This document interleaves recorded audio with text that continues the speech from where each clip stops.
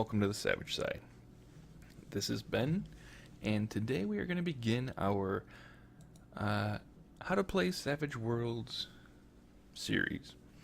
And to do that, we are going to start with character creation. Now, to begin character creation, first we need a campaign in which we are going to be playing. In this example, let's say that we are playing in a modern setting, just to get away from the fantasy tropes there. What kind of modern setting are we going to do? We are going to how about a bank robbery game? I've been playing a lot of Grand Theft Auto lately, and bank heist feature prominently in that particular game. So what we are going to do is we are going to make a member of this bank robbery crew. Let's see, when you rob a bank, you're going to need somebody that can crack a safe. You're going to need a couple of gunmen,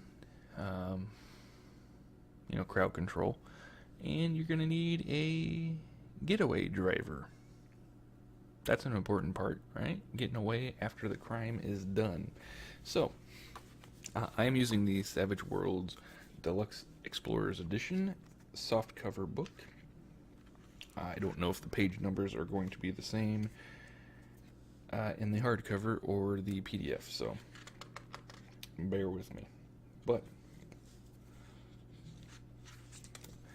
if you open up the book to page 16, you have character creation. Now they list in this order that you pick your race first. Well, in this case, we're going to be human because it's a modern day Earth setting. So we're going to take human. Then they list next, number 2, traits, your attributes and skills. So attributes are your agility down here, smarts, spirit, strength, vigor. Your skills are all down here. This is a form fillable PDF I found online for this purpose, actually. You can just type right inside the boxes here. Normally you fill it out with a pen and paper or whatever. But for this example on this video, I'm using a form fillable sheet. And so you have number 1, race. You have number 2, the traits, your attributes and skills. Then you go to number 3, which are your edges and hindrances. Edges and hindrances,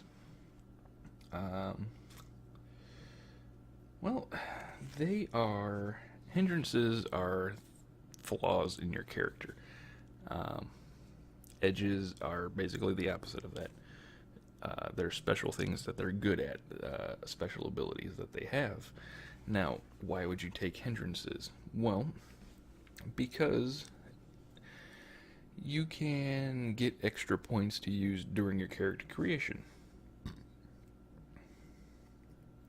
For example, when you start doing your attributes, they all, as a human anyway, they all start at a D4.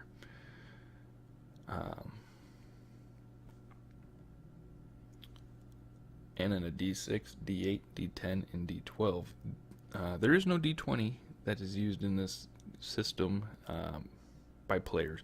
The GM might use one for like a random chart or something, but for the most part, there is no D20. Basically, you roll your whatever your die type is that you have. So let's say we have a strength of a D8, right? If we're trying to do some kind of a strength-based test, there's a target number. It's usually 4. Depending on situation modifiers, it might be a little higher or less.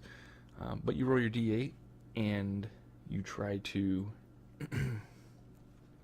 match that target number. Now, so let's say you're making like a fighter or something along those lines. You're going to probably have a D8 in your strength to start with, right? So you can whack things with a sword and do a lot of damage. But you get 5 points at character creation to assign to your various attributes. So let's say we wanted to just do sixes all the way down. That's 5 points we just used to raise up a die type. So D4 to D6 cost you 1 point. Now this guy's pretty much average across the board, right? Let's say he wants, maybe he's not as smart. So there you go. He only has a D4 in smarts. That means we've only used 1, 2, 3, and 4 points. So we could actually bump up our strength to that D8. Now, when you take hindrances, you can take a major hindrance, which provides you with 2 points, and you can take 2 minor, which provides you with 1 point each, for a total of 4 points altogether that you can then spend increasing various things. We'll get into that here in a second, because when I make a character, I've done this a few times just for practice anyway, so I can get it down. I've discovered that it's usually a better idea to do your hindrances first to get those extra points. That way you don't have to do any backtracking later. So first thing we're going to have to do is come up with a concept for our guy. We've already kind of done that. He's going to be the getaway driver for this bank heist. So now we need to figure out, who is our driver? What does he do when he's not robbing banks? Well, let's say the big boss has recruited these guys because they have various skills. They might not know each other. They may. I don't know. But in this example, let's say our getaway driver, he's going to be good at driving, so maybe he is an amateur race car driver that does the local racing circuit. Nothing big, just guys that get together on the weekends, get down to the dirt track and start flying around and racing each other. Maybe he is a criminal, obviously, so maybe he also is a car thief and he operates a chop shop. So yeah, there you go. Now he's a car thieving, chop shop running race car driver when he's not robbing banks. Okay, so that's pretty good. What are we gonna name him? How about Jerry? Jerry was a race car driver, and he drove so goddamn fast.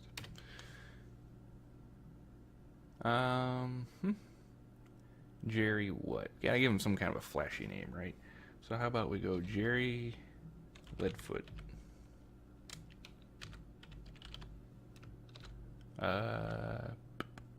Higgins. Yeah, why not? Oh, there, caps on. There we go. Jerry Leadfoot Higgins. Right. What is Jerry? Well, let's see. He's a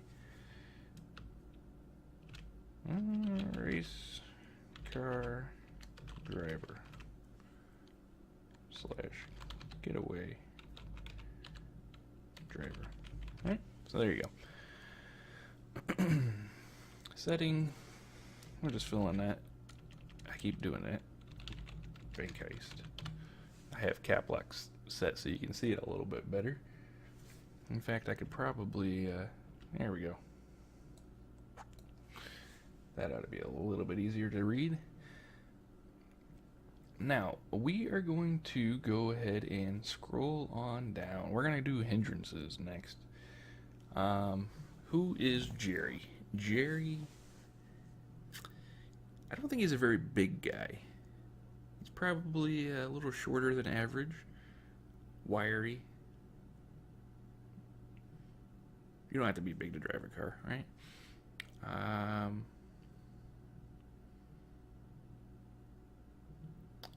But being a smaller guy in a very competitive arena, as well as a criminal, I think he's gonna be a little overconfident and scrappy.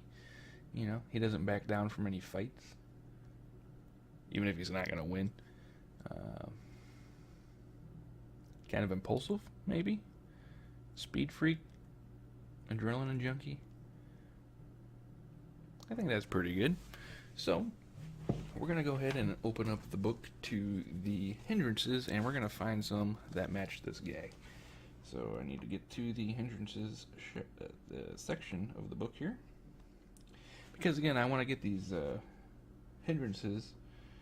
They give us a better idea of our character, as well as, you know, getting those points taken care of. So we don't have to do any backtracking later. Because if you come down the list, you do hindrances last, and then you get those bonus points. You have to go back up and decide where you're going to put them.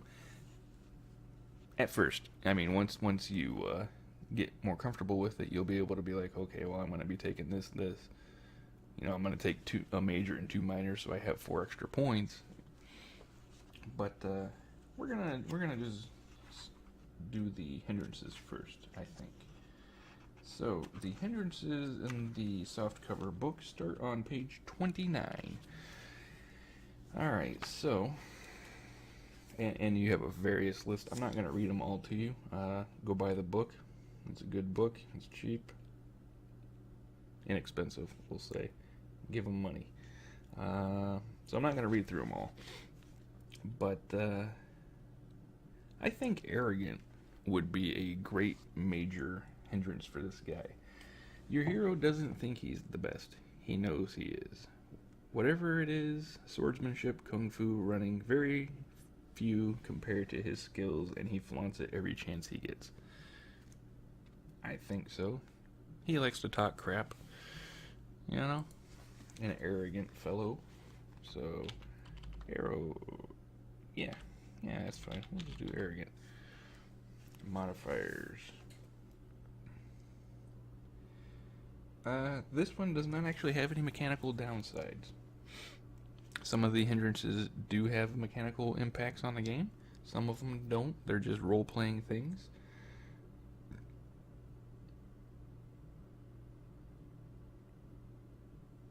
Is arrogant the best, though?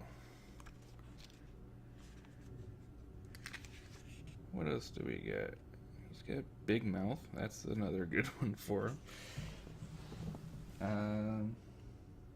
Mean. No.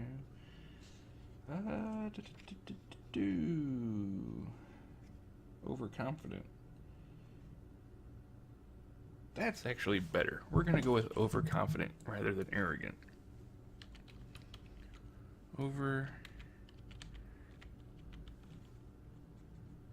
Confident. Yes. Alright. There's nothing out there your hero can't defeat. At least that's what he thinks. He believes he can do almost anything and never wants to retreat from a challenge. He's not suicidal, but certainly takes on more than common sense dictates. I think that fits Jerry pretty well. He's overconfident.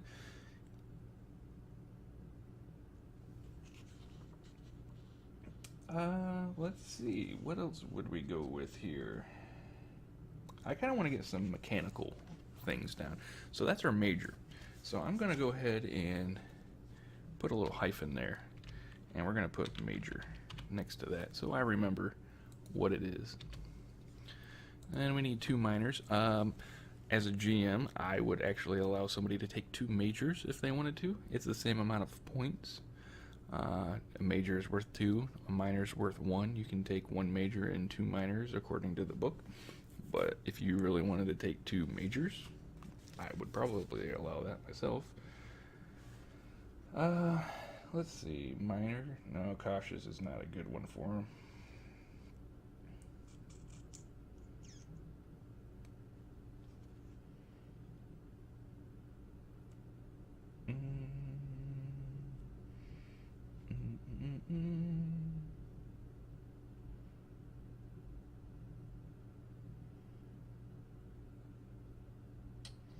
Maybe I will give him 2 majors.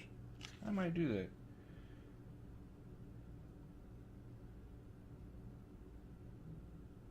Oh, here we go. Mean. That's a good one for him. This is a minor, so we're gonna do that. And minor. Minor mean is that this fellow is ill-tempered and disagreeable. That sounds like Jerry. No one really likes him, and he has trouble doing anything kind for anyone else. He must be paid for his troubles and doesn't even accept awards graciously. Now, this does have a mechanical penalty. Your character suffers -2 to his charisma. Jerry is kind of an ass. So we're going to put -2 charisma. There you go. Now we need one more minor.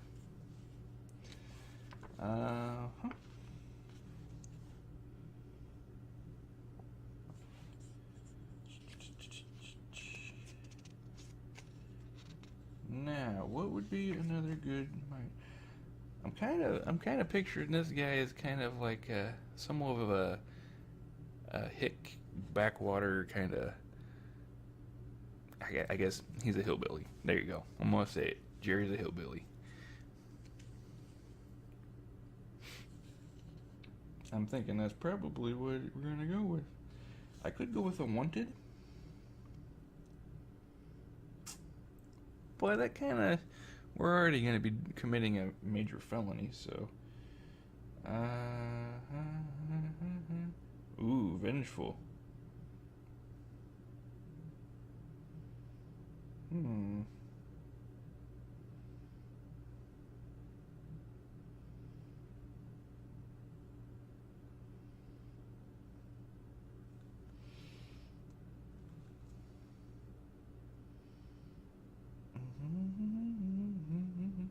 Could give him a phobia.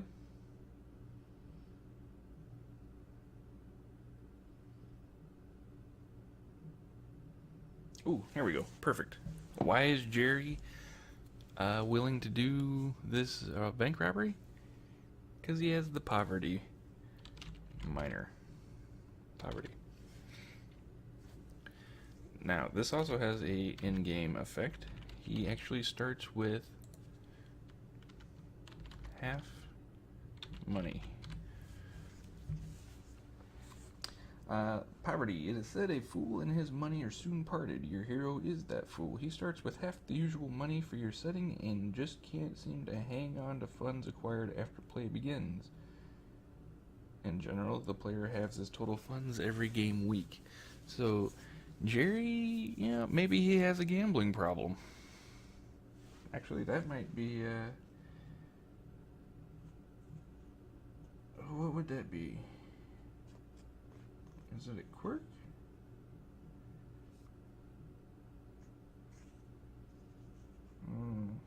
Habit. Is that a thing?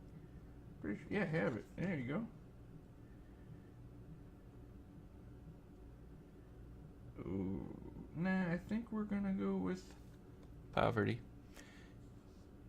Yeah.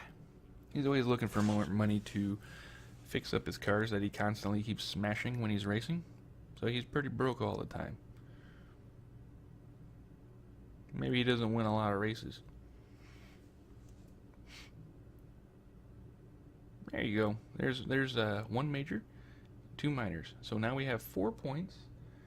And let's do some edges for this video. Edges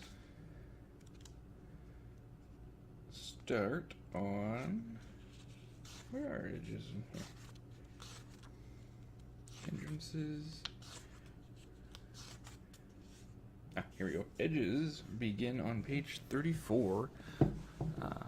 And again, in the soft cover book. I'm not sure where they are in the others. Now,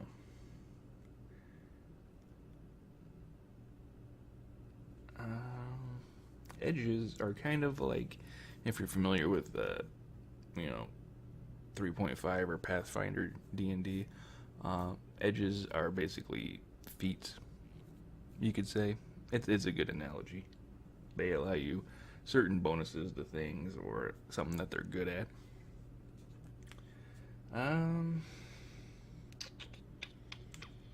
So, You begin with one edge. Humans begin with a bonus edge. So that's 2 that we're going to need right there. Okay? So we got to come up with 2 edges for Jerry.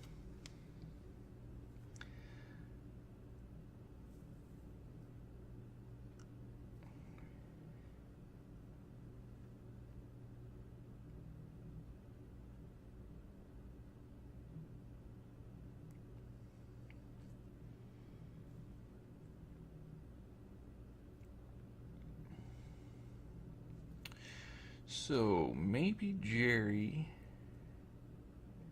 is... He's definitely not brawny. Oh, no, no. Maybe Jerry is quick. That makes sense for a short, wiry race car driver. He has lightning fast reflexes and a cool head.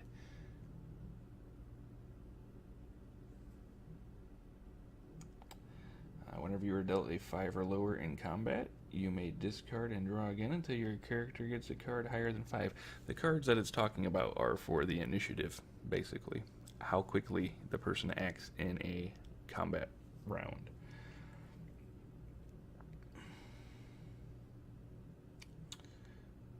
So I think we're going to give him quick. That sounds good. I'm going to take quick. And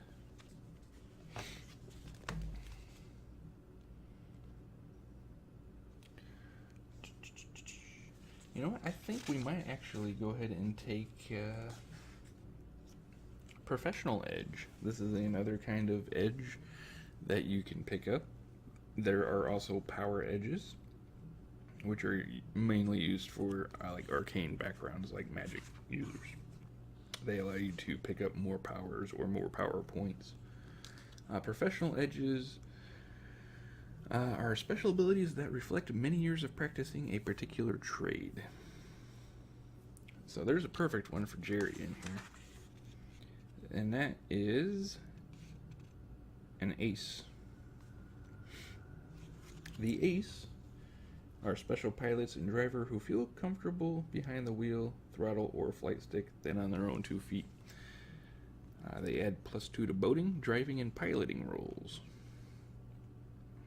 And in addition, they may use their bennies, which we will get into later in another episode, to make soak rolls, which we will also get into later, for any vehicle or vessel they control. Basically, if you have the ace, you can use one of your bennies, which you have a limited supply of, but they allow you to do various things in the game.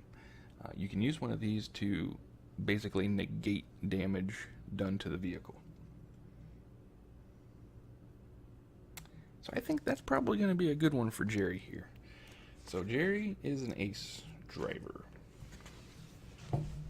Now, both of these have a requirement. They need to be novice rank, which is the basic level, level 1. They also both require an agility of, I believe, 8. Let's see, ace definitely requires an 8. Quick also requires an 8. So we need to make sure when we're doing our point allocation that we put 8 in his agility, just so we qualify for both of these, which will be not a problem because he's going to be good at driving, which is tied to agility, as you can see over here on the right side. Right here. It won't highlight it. Well, fine. Alright, so he's also an ace. Alright, so there are edges. Now, we're getting close to the end of this particular video, I think. So, we have Jerry's basic background. It kind of took a little while, but this is, this is a pretty important part, your character concept, because it's going to affect everything else that you pick. Alright? I mean, you could definitely just be like, oh, I'm going to take this, this, and this, and I'm going to be really great at this. But you know what? Jerry's not going to be great at everything. He's going to be good at one thing, for sure, and that's driving a car. That's why he's been hired. He's not going to be the greatest fighter in the group. He's actually probably going to be pretty bad at it. But we will probably take care of that in the next episode. Thank you for watching. If you have enjoyed this one and you aren't already, make sure you subscribe. I plan on doing quite a few more of these. Again, this is kind of a rambly affair here, but we'll get through it. So, we've taken our hindrances, we've taken our edges. Next video, we're going to be taking care of our attributes and our skills. And after that, well, he's pretty much done. It doesn't take that long to make a character. So, it just takes a little long to explain what's going on. So until next time, thank you for watching, and remember to embrace your savage side.